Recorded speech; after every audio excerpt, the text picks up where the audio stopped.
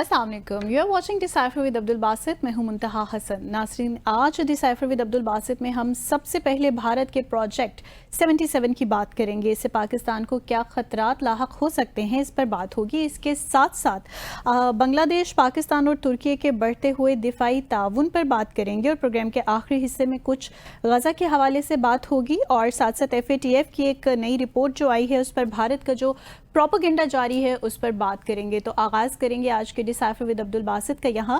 Welcome Basit साहब। जी बिस्मिल्लाहिर्रहमानिर्रहीम, thank you very much. और डिसाइफर देखने वालों को अस्सलाम वालेकुम।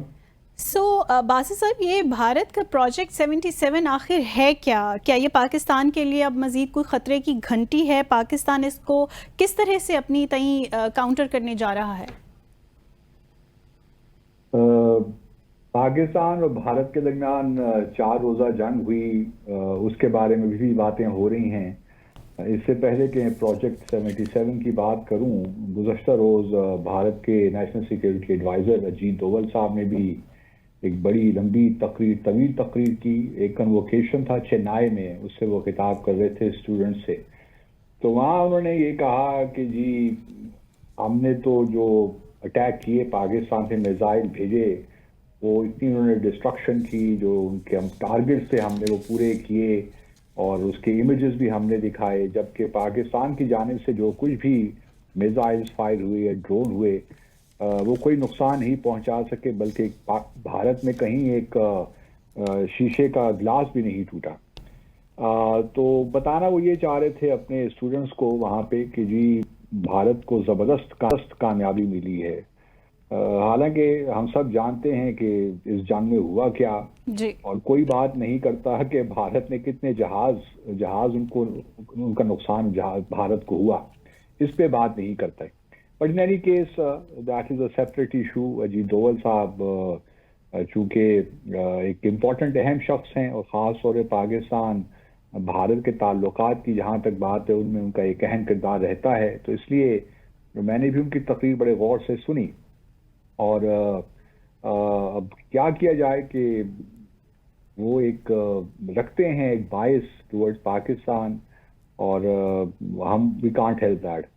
मेरी खुद भी उनसे कई मुलाकातें जब मैं भारत में था तो हुई, और जो उनके मैसेजेस थे वो पहले से ही, जो ऑफेंसिव डिफेंस उनका डॉक्ट्रिन है जिसको आप डोवल डॉक्ट्रिन कहते हैं, उसके बारे में हम सब जानते हैं कि वो पाकिस्तान को किस तरह डिस्टेबलाइज करना चाहता है भारत।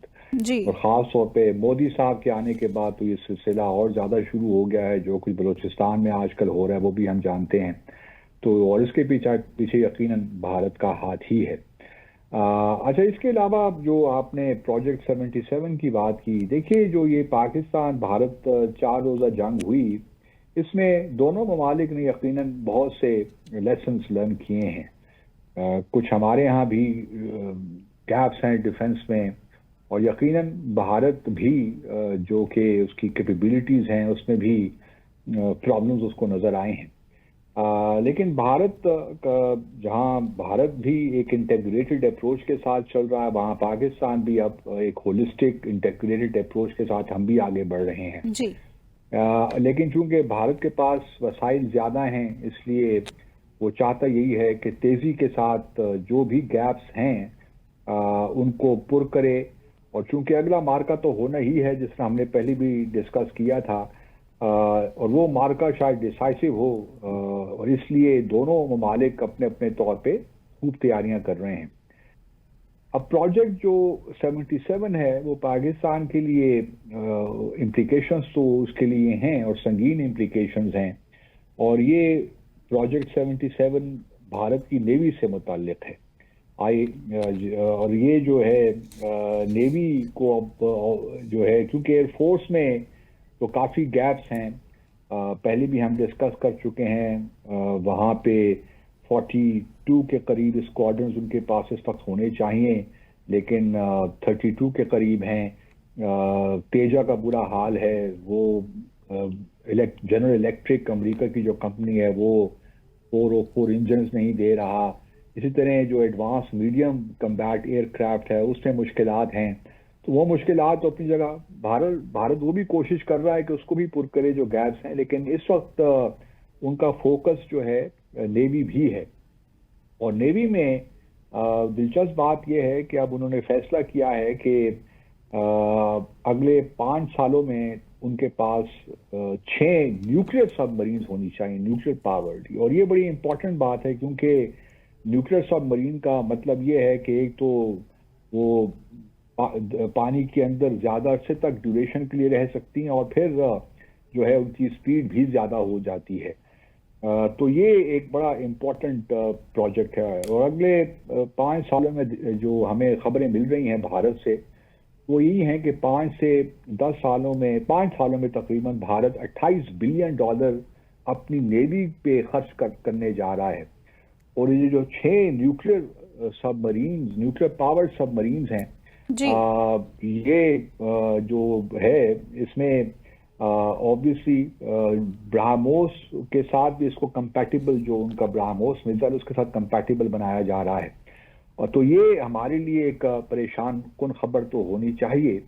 पाकिस्तान का जहाँ तक ताल्लुक है, हमने अभी तक, हमारा कोई इरादा नहीं है कि हम न्यूक्लियर सबमरीन बनाएं या उसको हासिल करें, लेकिन हमारा अपना एक सबमरीन का प्रोग्राम तो है, क्योंकि सबमरीन जो है बड़ा इंपॉर्टेंट रोल प्ले करती हैं किसी भी मॉडर्न वॉरफेयर में। और हमारे पास भी जो है एक मुख्तलिफ सबमरीन लॉन्च्ड बैलिस्टिक मिसाइल्स का भी हमारे पास भी फैसिलिटीज़ हैं। लेकिन हमें ये देखना है कि हम किस तरह भारत की जो न्यूक्लियर पावर्ड सबमरीन्स हैं और दूसरी भी जो स्टेल्थ फ्रिगेट्स वो बनाने जा रहे हैं और भी वॉरशिप्स बना रहे हैं, तो किस तरह हमने इनको काउंटर करना है। क्योंकि अगले मार्के में मैं जो देख रहा हूँ, गो कि मैं मिलिट्री एक्सपर्ट तो नहीं हूँ, लेकिन मुझे लगता ये है कि भारत नेवी का भी भरपूर इस्तेमाल करेगा। तो हमारे लिए जो हमारी पोर्ट्स हैं, ख़ास तौर पे कराची, गवादर वगैरह, ये बड़ी इंपॉर्टेंट हो जाएंगी। और कराची तो हमारा चूँकि कमर्शियल हब भी है, कमर्शियल कैपिटल है, इसलिए हमें भी थोड़ा बहुत नेवी पे तवज्जो देनी है। जहाँ हम अपनी एयरफोर्स को और एक इंटेग्रेटेड एक सिस्टम बना रहे हैं कमांड एंड कंट्रोल का, वहाँ इस अमर की बहुत ज़रूरत है कि नेवी पे भी हमारा पूरा फोकस हो। और जहाँ जहाँ भी कहीं गैप्स हमें नज़र आते हैं, अपनी जो हमारी कोस्ट है उसको डिफेंड करने के लिए, अपने शहरों को डिफेंड करने के लिए नेवी की कैपेबिलिटीज़ जो हैं उनको बढ़ाना पड़ेगा हमें। और मुझे उम्मीद है कि हमारी आर्म फोर्सेस जो हैं और इस पे भी तवज्जो दे रही होंगी। अच्छा, दूसरी जानिब मुंतहा आपको याद होगा कि नहीं, क्योंकि पिछले हफ्ते जो भारत के deputy chief of army staff हैं लेफ्टिनेंट जनरल राहुल सिंह, उन्होंने एक तकरीर की भारत की एक है federation of Indian chambers of commerce and industry, फिकी जिसे वो कहते हैं। तो वहाँ पे उन्होंने एक कहा कि जी हमने तो जो हमारी जो जंग हुई पाकिस्तान के साथ, वो सिर्फ एक मुल्क के साथ नहीं थी, बल्कि हमारे तो और भी बड़े एडवर्सरीज थे, जिसमें वो तुर्की का भी नाम जिक्र करना चाह रहे थे और चाइना का भी। तो चाइना के बारे में उन्होंने ये कहा कि जी पाकिस्तान का जो 81% जो इक्विपमेंट हमारे पास मिलिट्री हार्डवेयर है या इक्विपमेंट है वो चाइनीज़ है, तो इससे पाकिस्तान का क्या कमाल है। बल्कि यहाँ तक भी उन्होंने कहा कि चाइना ने पाकिस्तान को बड़ी रियल टाइम इंटेलिजेंस प्रोवाइड की, जिसकी वजह से पाकिस्तान को एक एडवांटेज हासिल हुआ कि उसने हमारे कुछ एसेट्स गिराए और या उनको तबाह किया। अच्छा, इस बात को लेकर इससे पहले आपको याद होगा कि हमारे, बल्कि इस तकरीर के बाद ही हमारे जो फील्ड मार्शल आसिम मुनीर, उन्होंने एनडीयू में एक तकरीर करते हुए कहा कि जो ये बात की जा रही है कि जी पाकिस्तान को जो कामयाबी मिली है वो चाइनीज़ इक्विपमेंट की वजह से मिली है, या उनके जो तैयारे थे, चाहे वो J-10C हो या और रेडार्स हों, तो ये बात ठीक नहीं है कहना। ठीक है, जो हार्डवेयर है, इक्विपमेंट है, वो बड़ा अहम रोल अदा करता है, लेकिन असल बात तो ये होती है कि उनका इस्तेमाल कैसे किया जाए, आपकी स्ट्रेटजी क्या है, आप किस तरह चीज़ों में जिसको कोऑर्डिनेट किस तरह करते हैं, और क्या टाइमिंग आपकी क्या है, किस वक्त आप हमला करते हैं, किस तरह आप सरप्राइज देते हैं अपने दुश्मन को। तो ये चीज़ें ज़्यादा अहम हो जाती हैं। अच्छा, इसी चीज को भारत के जो चीफ ऑफ डिफेंस स्टाफ हैं जनरल अनिल चौहान, उन्होंने भी किसी हद तक लेफ्टिनेंट जनरल राहुल जो उनके डिप्टी आर्मी चीफ हैं उनकी बात को किसी हद तक आप यूं कह लीजिए कि डाइल्यूट किया है, और उन्होंने इत्तेफाक किया है फील्ड मार्शल आसिम मुनीर के साथ कि ये सिर्फ जो है तैयारों, कितने तैयारे हैं आपके पास, कितने टैंक हैं या कितने वॉरशिप्स हैं, इससे काम सिर्फ नहीं होता। असल चीज़ ये होती है हिकमत अमली कि आपकी स्ट्रैटेजीज क्या हैं, आपकी टैक्टिक्स क्या हैं, वो बड़ा कलीदी किरदार अदा वो भी करते हैं। तो जनरल अनिल चौहान को लगता है कि फील्ड मार्शल आसिम मुनीर पे कम अज कम इस बात पे जरूर इत्तेफाक है कि military hardware is not enough. उसके लिए जो लोग, मिसाल के तौर पर राफेल त्यारे को हम कहते हैं कि जी बड़ा जबरदस्त त्यारा है, लेकिन जो पायलट जो उसको उड़ा रहा है उस पर डिपेंड करता है कि वो त्यारा कितनी अच्छी परफॉर्मेंस दे सकता है। तो हम क्वेश्चन यही है कि हमारी जो भी स्ट्रैटेजी रही, जो भी हमारी इस वॉर में, उसने बड़ी जबरदस्त कामयाबी हासिल की। तो भारत अब मुख्तलिफ चीज़ों को देख रहा है और हम उम्मीद करते हैं कि हमारे यहाँ भी एक इन चीज़ों को देखा जा रहा होगा कि किस तरह हमने अगला जो मार्का होगा वो हमने किस तरह भारत के साथ लड़ना है। सही, बिल्कुल देखेंगे कि किस तरह से स्ट्रैटेजीज बिल्डअप करनी है हमने, और मार्का होगा तो भी देख लेंगे। सो यहाँ लेंगे मुख्तसर सा वक्फा।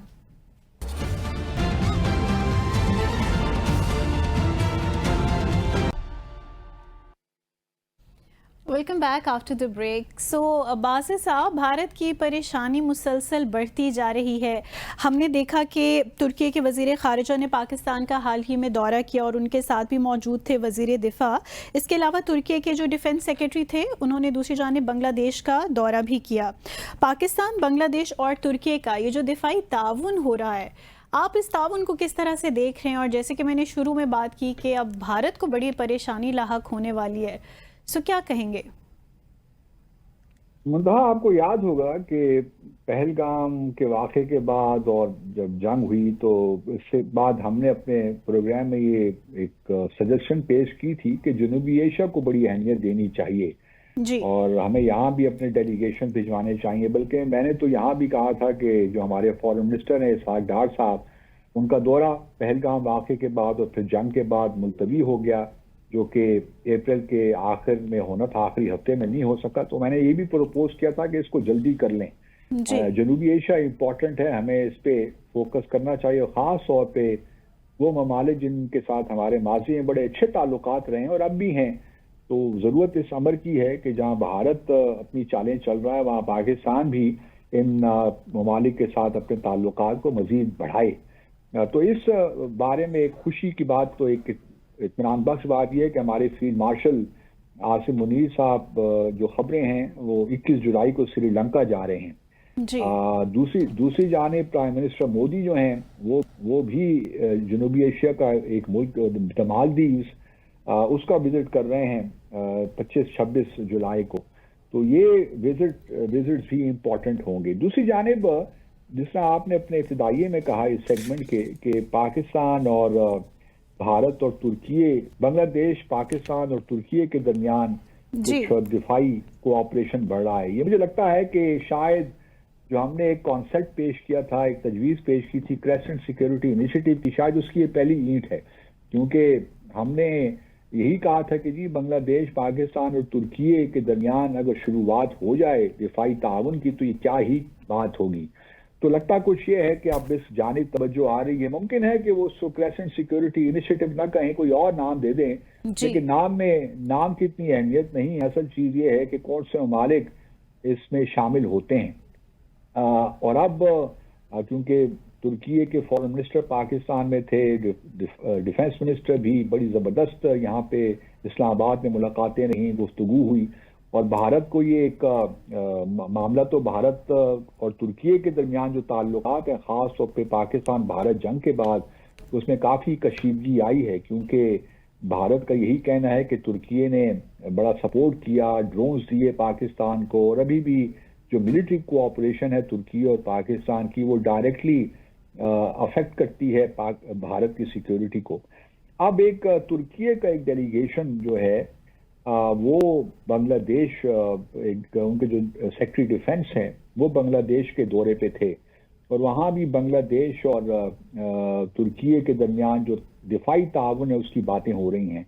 इससे पहले आपको याद ही होगा कि बांग्लादेश, पाकिस्तान और चाइना का एक ट्राइलेटरल मीटिंग हुई थी चाइना में, और उससे पहले बड़े मिलिट्री डेलीगेशंस बांग्लादेश के पाकिस्तान भी आए, पाकिस्तान से भी कुछ डेलीगेशंस गए, और फिर डॉक्टर मोहम्मद यूनुस जो कि इंटरिम प्राइम मिनिस्टर हैं, चीफ एडवाइज़र हैं, उन्होंने एक बयान में चाइना को भी दावत दी कि जी आप आके इन्वेस्ट करें ताकि लैंड लॉक जो नॉर्थ ईस्टर्न स्टेट्स हैं भारत की, उसमें आपकी ट्रेड बढ़े, इन्वेस्टमेंट हो। तो इस वजह से भारत और जहाँ बांग्लादेश के दरमियान एक सियासी कशीदगी तो है, सफारती कशीदगी भी है और तिजारती कशीदगी भी है, वहाँ हम देख रहे हैं कि पाकिस्तान और तुर्की और चाइना बांग्लादेश के साथ हर फील्ड में ताल्लुकात बढ़ा रहे हैं, और ये एक बहुत भारत इसको एक चैलेंज के तौर पे देख रहा है, और उसको शायद देखना भी चाहिए, क्योंकि बांग्लादेश पिछले आप कह सकती हैं काफ़ी अरसे से भारत की गोद में था। शेख हसीना ने जिस तरह बांग्लादेश की फॉरेन पॉलिसी में कंप्रोमाइज़ किए जस्ट टू प्लीज़ इंडिया, वो हम सब जानते हैं। बल्कि पाकिस्तान के साथ तो ताल्लुकात कोई उसमें गर्मजोशी रही नहीं, गर्मजोशी थी नहीं जब शेख हसीना थी। तो हमारे लिए एक बड़ा अच्छा मौका था, और मुझे इस बात पे खुशी होती है कि हमने इस मौके को ज़ाय नहीं होने दिया। गो कि अफगानिस्तान की कहानी ज़रा मुख्तलिफ है जो हमने गुज़श्ता रोज़ डिस्कस की थी, लेकिन बांग्लादेश की हद तक हमने सही इक़दाम उठाए, और अब ये जो डिफेंस कोऑपरेशन है तीनों ममालिक के दरमियान, और चाइना को भी आप शामिल कर लीजिए, लेकिन वो ज़रा थोड़ा सा बैकग्राउंड में है, लेकिन ये है कि इन तीनों मुसलमान ममालिक के दरमियान जो एक डिफेंस कोऑपरेशन बढ़ने जा रही है, इस पे ऑब्वियसली क्योंकि बांग्लादेश की बड़े सिक्योरिटी कंसर्न्स तो हैं विज़ावी भारत, और ये भी खबरें आ रही हैं कि शायद भारत JH-17 में भी इंटरेस्टेड है ख़रीदने में, और बाकी भी जो पाकिस्तान बहुत कुछ प्रोड्यूस करता है, मैन्युफैक्चर करता है, वो भी हम भारत बांग्लादेश को देने के लिए तैयार होंगे। इसी तरह तुर्की, आप जानती है कि हमारा तुर्की पाकिस्तान के साथ हमारा एक स्टेल्थ फाइटर, उसकी भी हम एक जॉइंट वेंचर हमारा है, हकान शायद नाम है उस फाइटर का, तो उस पर भी हम बड़ा कोऑपरेट कर रहे हैं। इसी तरह अगर तुर्की ड्रोन्स देता है, मिलिट्री ड्रोन्स भी हैं, और उसके बाद दूसरे ड्रोन्स भी, नॉन वेपनाइज्ड ड्रोन्स भी बांग्लादेश की डिमांड है तुर्की को देना, जो हम भी इस्तेमाल कर रहे हैं। तो पाकिस्तान और तुर्की का भी एक जॉइंट वेंचर चल रहा है।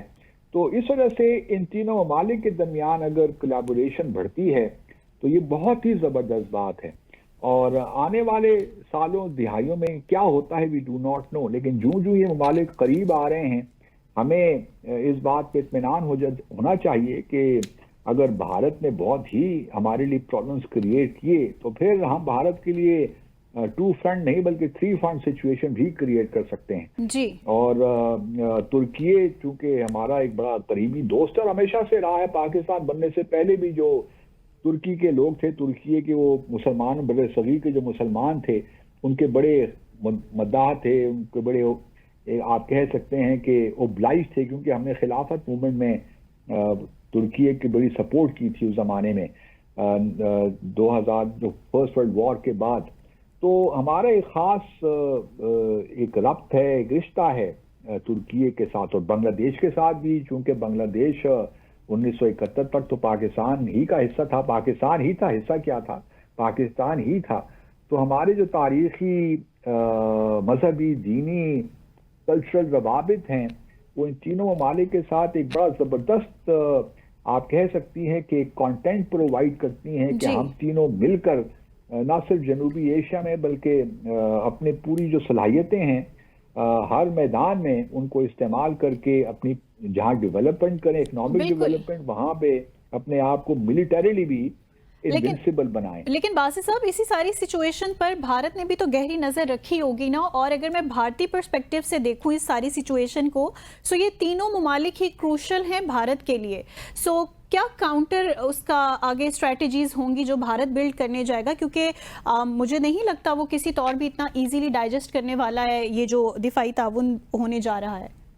Definitely you are absolutely right. इसीलिए तो देखिए ना, प्राइम मिनिस्टर मालदीव्स का दौरा कर रहे हैं। अब जो हमारे फील्ड मार्शल सिंगापुर श्रीलंका जा रहे हैं, तो उसको भी वो काउंटर किसी ना किसी तौर करेंगे। इसी तरह वो बांग्लादेश को भी, जिस तरह पाकिस्तान में उन्होंने मुख्तलिफ फ्रंट्स खोले हुए हैं, हमारे BLA BRA हमें अंदर से कमजोर करने जी की कोशिश कर रहे हैं, तो बांग्लादेश में भी यही हालात हैं। बांग्लादेश को भी अंदर से कमजोर करने की कोशिश करेंगे। जो वहां पे कुछ लोग डेफिनेटली अवामी लीग के लोग भी हैं जो उनके हाथों में खेल रहे हैं, बांग्लादेश को भी अंदर से कमजोर करने की कोशिश करेंगे। इकोनॉमिक सैंक्शंस तो पहले ही उन्होंने लगा दी हैं। जो तिजारत भारत के जरिए होती थी, ट्रांसशिपमेंट, उससे पाबंदी लगा दी है। ज्यूट अब यहाँ से नहीं ले रहे। तो बहुत से काम वो ऐसे कर रहे हैं कि प्रेशर बिल्ड करें बांग्लादेश पे। इसी तरह अगर आप देखिए तो जनूबी एशिया में नेपाल के साथ भी उनके बॉर्डर डिस्प्यूट्स हैं, चाहे वो काला पानी का एरिया हो, यूरोपेक और डिफरेंट एरियाज हैं। भूटान को देखिए, वो आप कह लीजिए कि बिल्कुल अपनी उन्होंने मुट्ठी में रखा हुआ है कि ताकि वो चीन के साथ सफाटी ताल्लुकात भी कायम ना कर सके। तो भारत की, और फिर अभी अफगानिस्तान में भी पाकिस्तान को जो जो रेजोल्यूशन हम बात कर रहे थे गुज़श्ता रोज, वो भी इसी बाबत ही है कि तालिबान की हुकूमत के साथ ताल्लुकात बढ़ाए जाएं ताकि अफगानिस्तान को इस्तेमाल किया जाए पाकिस्तान को डिस्टेबलाइज करने के लिए, जो वो भारत पहले भी करता रहा है। जी तो भारत की जनूबी एशिया में पॉलिसी यही है कि वो अपने आप को जो है ऐसा कोई काम ना होने दे जो उसके लॉन्ग टर्म इंटरेस्ट के खिलाफ हो। तो उसकी एक तो पहली तो ये ना कि इकोनॉमिक एक इंसेंटिव देता रहा, फिर ये कि इकोनॉमिक इंसेंटिव देकर फिर बुली भी करता है, डिक्टेट भी करता है। बिल्कुल। तो वो इन ममालिक को काबिल कबूल नहीं है। अब हमें एक अच्छा मौका मिला है, अब इलेक्शंस होंगे बांग्लादेश में अगले साल अप्रैल में, तो हमें ये उम्मीद रखनी चाहिए कि जो भी नई हुकूमत इलेक्ट होके आएगी वो इसी इंटरिम गवर्नमेंट के जो सेटअप है इनकी पॉलिसीज को परसू करती रहेगी। और सही हम सही उनके अब बांग्लादेश और पाकिस्तान के अवाम के दरमियान जो एक रब्त है, जो एक मोहब्बत का रिश्ता है, वो तो अपनी जगह मौजूद ही है। सही सही। सो यहाँ लेंगे मुख्तसर सा वक्फा, ब्रेक के बाद वापस आएंगे, बात करेंगे गजा के हवाले से।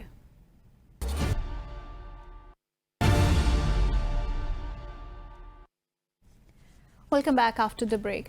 बाज़ी साहब, इस सेगमेंट में मैं चाहूँगी कि हम दो मौज़ूआत को ज़रा अपने नाज़रीन के सामने रखें। पहले तो हम सब ये देख रहे हैं कि किस तरह से गज़ा का मामला अब किसी जानिब नहीं जा रहा, साथ ही इजराइल जंग बंदी भी नहीं कर रहा, बल्कि मज़ीद ऐसे इक़दाम की जानिब बढ़ रहा है कि जिससे ज़ायोनिस्ट प्लान कामयाबी की जानिब रवां दवां है। दूसरी जानिब इसके साथ साथ हमने देखा कि FATF की एक रिपोर्ट भी आई है स्टेट टेररिज्म के हवाले से। इस पर भी हमारे नाज़रीन को ज़रा तफसीलात से तो आगाह कीजिएगा। पहले तो मैं अल जज़ीरा जो टीवी है उसको मुबारकबाद पेश करना चाहूँगा, क्योंकि बहुत से इंटरनेशनल टीवी चैनल हमें नज़र आते हैं, लेकिन जिस तरह अल जज़ीरा ने फोकस अपना रखा हुआ है फ़लस्तीन के मामले पे, जो गज़ा के लोगों का हाल है, वो उन्हीं का खासा है, सच्ची बात है। बाकी क्योंकि ये क्राइसिस जब बहुत प्रोलॉन्ग हो जाता है ना, तो एक ऑब्वियस चीज़ है कि वो लोगों का इंटरेस्ट भी कम होता जाता है उसी हिसाब से। लेकिन अल जज़ीरा ने अपना फोकस रखा हुआ है और यही होना चाहिए, और पाकिस्तान के मीडिया को भी इस तरफ तवज्जो देनी चाहिए। गजा का जहां तक मामला है, अब तो लगता कुछ यही है कि कोई सीज फायर भी मुमकिन नहीं है। जो थोड़े बहुत इसराइली हॉस्टेजेस हमास के पास हैं, वो भी अब बिन नेतन्याहू जो हैं उनका कोई इनको उसका ख्याल नहीं है। और मैं समझता हूं कि अगर पिछले ज़मानों में लोग हलाकू खान का नाम लेते थे, चंगेज़ खान का नाम लेते थे, और फिर हिटलर का नाम पिछली सदी में भी आया। इस सदी का जो सबसे बड़ा मुजरिम है वो बिन नेतन्याहू है, जो क्रिमिनल, जिसको आप सही मानों में कह सकती हैं इंटरनेशनल रिलेशंस में, बिन नेतन्याहू से ज़्यादा क्रिमिनल शायद ही इस सदी में और कोई पैदा हो सके। जो उसके जराइम हैं, चूँकि ICC का जो वारंट निकला हुआ है उसके खिलाफ, उसके बारे में हम जानते हैं, और साथ में जो फॉर्मर डिफेंस मिनिस्टर है योआव गैलेंट, उसका भी निकला हुआ है वो भी। लेकिन बिन नेतन्याहू मेरे ख्याल में इस सदी का सबसे बड़ा मुजरिम है और इंसानियत का दुश्मन। और इसको हमारी दुआ तो यही है कि किसी वक्त ये ICC के हाथ लग जाए और इसको एक बार नहीं कई बार फांसी हो जाए। बिल्कुल। लेकिन अब लगता कुछ यही है कि क्योंकि जो नए इजरायली डिफेंस मिनिस्टर आए हैं, इजराइल कैट्स, उन्होंने तो बिल्कुल बरमला कहना शुरू कर दिया कि जी हम जो गजा में फलस्तीनी रहते हैं हम उनको रफा साइड पे एक कंसंट्रेशन कैंप बनाएंगे, वहीं सबको दबा के रखेंगे और कोई भी उनको, और सब कुछ हम रेगुलेट करेंगे। और फिर प्लान उनका यही है कि इनको सनाई जो है एरिया की तरफ धकेला जाए, इजिप्ट की जानिब। अब ये तमाम कवानीन की हर हवाले से आप कह सकती हैं खिलाफ वर्जी है, लेकिन क्या किया जाए कि मुसलमान दुनिया इस वक्त खामोश है, तमाशाई बनी हुई है, और हर नेशन स्टेट को अपने अपने इंटरेस्ट की का ख्याल है। और गजा के साथ जो कुछ रियली हो रहा है, बहुत दिल दुखता है उनकी सूरत हाल को देखकर। और जिस तरीके से देखिए ना, वॉर है, चल रही है, नस्लें एक पूरी तबाह हो जाएंगी, ना एजुकेशन ना हेल्थ। जिस तरीके से मतलब सोच के हैरत, देख के हैरत होती है कि किस तरह के जो ज़मीर है दुनिया भर का वो सोया हुआ है। और इसराइल को लगता यह है कि प्रेसिडेंट ट्रम्प ने भी खुली छुट्टी दे रखी है कि क्योंकि प्रेसिडेंट ट्रम्प या अमेरिका के बगैर तो ये सब कुछ हो नहीं सकता। और ये एक बहुत बड़ा मेरे ख्याल में स्टिग्मा है प्रेसिडेंट ट्रम्प के लिए और अमेरिका के लिए भी। और प्रेसिडेंट ट्रम्प ने अगर वाकई नोबेल पीस प्राइज लेना है तो फिर ये देखना पड़ेगा कि गजा में क्या अमेरिकी पॉलिसी रही है। गो के दोहा में मुज़ाकरात तो हो ही रहे हैं, लेकिन उनका कोई नतीजा निकलना नहीं है। मुमकिन है कि टेम्पररी सीज फायर हो भी जाए 60 दिनों के लिए, लेकिन इस वक्त जो नेतन्याहू हैं कोई पूछने वाला नहीं है और वो बिल्कुल बेलगाम हो चुके हैं। इस वजह से अल्लाह बस बेहतर करे, जब तक अरब दुनिया यकजा होकर कोई टेंजिबल एक्शन नहीं लेगी, मुझे नहीं लगता कि इसराइल को लगाम आप उसको मतलब किस तरीके से आप रोक सकते हैं जो भी वो जेनोसाइड कर रहा है फलस्तीन में। दूसरी जानिब हमारे यहाँ भारत भी एक मसला तो है जनूबी एशिया में, जहाँ मिडल ईस्ट में एक बहुत बड़ा इम्पेडिमेंट पीस के लिए इसराइल है, पीस की राह में।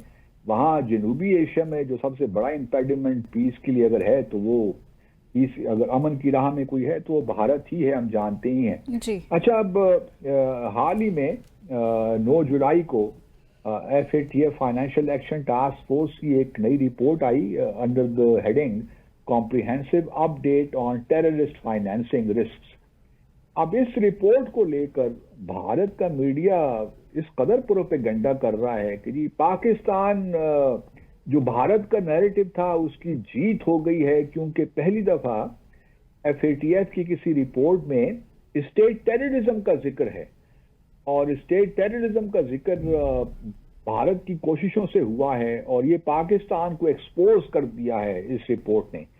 और अब चूंकि ये FATF खुद मान रहा है कि बहुत सी जो दहशतगर्दी की तंजीमें हैं वो चैरिटी के नाम पे मनी लॉन्ड्रिंग भी करती हैं, टेरर फाइनेंसिंग भी करती हैं, और बहुत सी हुकूमतें जो हैं, स्टेट जो हैं, वो इनकी सरपरस्त भी हैं इन ऑर्गेनाइजेशंस की।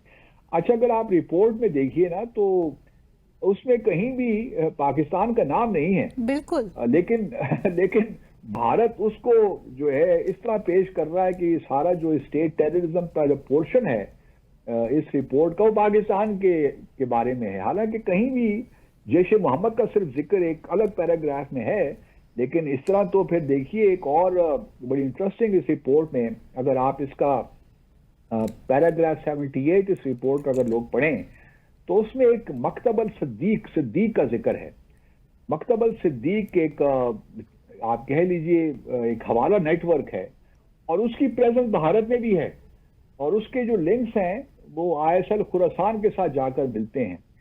तो अब भारत इसके बारे में क्या कहेगा? वो भारत जो पैराग्राफ 62 जो है उसका तो बार बार जिक्र कर रहे हैं, क्योंकि वो सेगमेंट का पहला पैराग्राफ है जो स्टेट टेररिज्म के हवाले से बात हो रही है, उसकी तो बात कर रहे हैं। हालांकि उसमें पाकिस्तान में कतन कोई जिक्र नहीं है और न किसी और मुल्क का है फॉर दैट मैटर, लेकिन पैराग्राफ 78 में जो मकतबल सिद्दीक की बात होती है तो भारत का भी जिक्र है।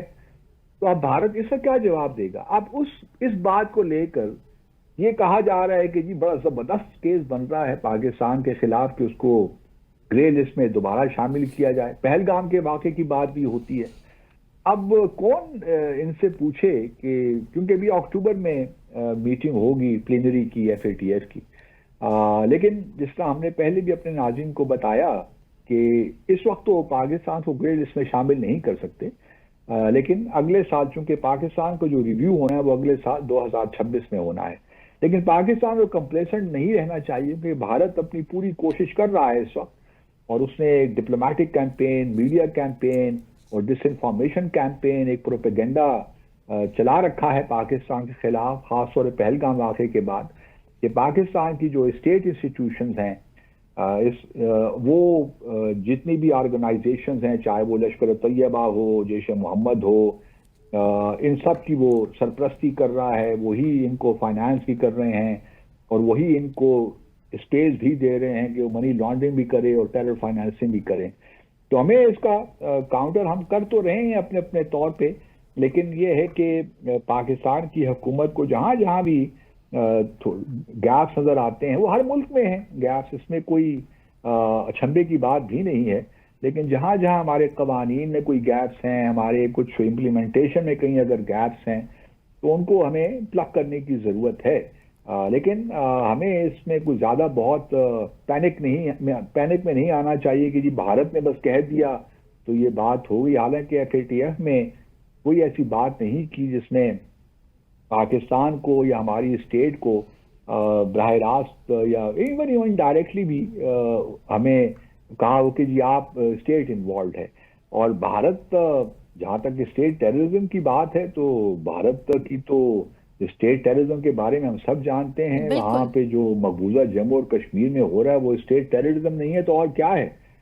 وہاں پہ جس طریقے سے لوگوں کو شہید کیا جا رہا ہے، جو مظالم وہاں ڈھائے جا رہے ہیں، وہ بالکل چلیے اس وقت جو غزہ میں ہو رہا ہے وہاں اس وقت مقبوضہ جموں اور کشمیر میں ایسے حالات تو نہیں ہیں، لیکن یہ ضرور ہے کہ ماضی میں اور ابھی بھی جو ڈریکونین لاز وہاں پہ ہیں، جس طریقے سے لوگوں کو حریت لیڈرشپ کو جس طریقے سے پابند سلاسل کر رکھا ہے سالوں سال، بلکہ پچھلے جمعے کو میر وائس عمر فاروق کو پھر جمعے کی نماز نہیں پڑھنے دی اور جامع مسجد کو بند کر دیا گیا سری نگر میں، کیونکہ آج کل 13 جولائی ہے اور 13 جولائی کو شہداء کا دن منایا جاتا ہے، پاکستان میں بھی پورے کشمیری جہاں جہاں بھی ہیں اس کو مناتے ہیں، کیونکہ مہاراجہ ہری سنگھ کے خلاف یہ ایک اس وقت کافی کشمیریوں کو شہید اس دن کر دیا گیا تھا۔ تو کہنے کا مقصد یہ ہے کہ بھارت تو بھی اسٹیٹ ٹیررزم میں جہاں اسرائیل انوالوڈ ہے وہاں بھارت بھی ہے، اور بھارت کی بھی پرسش ہونی چاہیے کسی نہ کسی طور کہ بھئی کیا کیا بھارت کر رہا ہے، اور خاص طور پہ اس کا میں نے مینشن کیا FATF کی رپورٹ میں جو پیراگراف 78 وہ تو اس بات کی عکاسی کرتا ہے کہیں نہ کہیں کہ بھارت کے اندر بھی بہت سے ایسی چیریٹیبل آرگنائزیشن موجود ہیں کہ وہ منی لانڈرنگ، اور پھر آپ یہ بھی دیکھیے کہ جو کینیڈا میں قتل ہوئے ہردیپ نجر کا، ہردیپ سنگھ نجر کا، اور پھر جو پنن کا معاملہ ہے اس میں کیا تھا؟ یہی منی لانڈرنگ، یہی ٹیرر فائنینسنگ، اور اب تو بڑے شواہد بھی سامنے آ رہے ہیں، تو کوئی وجہ نہیں ہے کہ پاکستان ان معاملات کو آگے لے کر چلے۔ اور پھر کلبھوشن جادو ہمارے پاس اسٹیٹ ٹیررزم کی ایک اور بڑی ہمارے پاس ایک شواہد ہمارے پاس موجود ہیں، کس طرح انہوں نے مختلف ممالک کے ذریعے BLA TTP اور BRA وغیرہ کو فائنانس کیا، تو ہمارا بھی بھارت کے خلاف بڑا زبردست کیس بنتا ہے، لیکن ہمارے ہاں معاملہ یہ ہے کہ ہم ذرا تھوڑا سا سسٹین طریقے سے چل نہیں پاتے۔ صحیح سو ناظرین، اسی کے ساتھ ہی آج کے پروگرام کا وقت یہاں ختم ہو گیا ہے، آپ سے ملاقات ہوگی انشاءاللہ نیکسٹ ویک، ٹل دین ٹیک کیئر، اللہ حافظ۔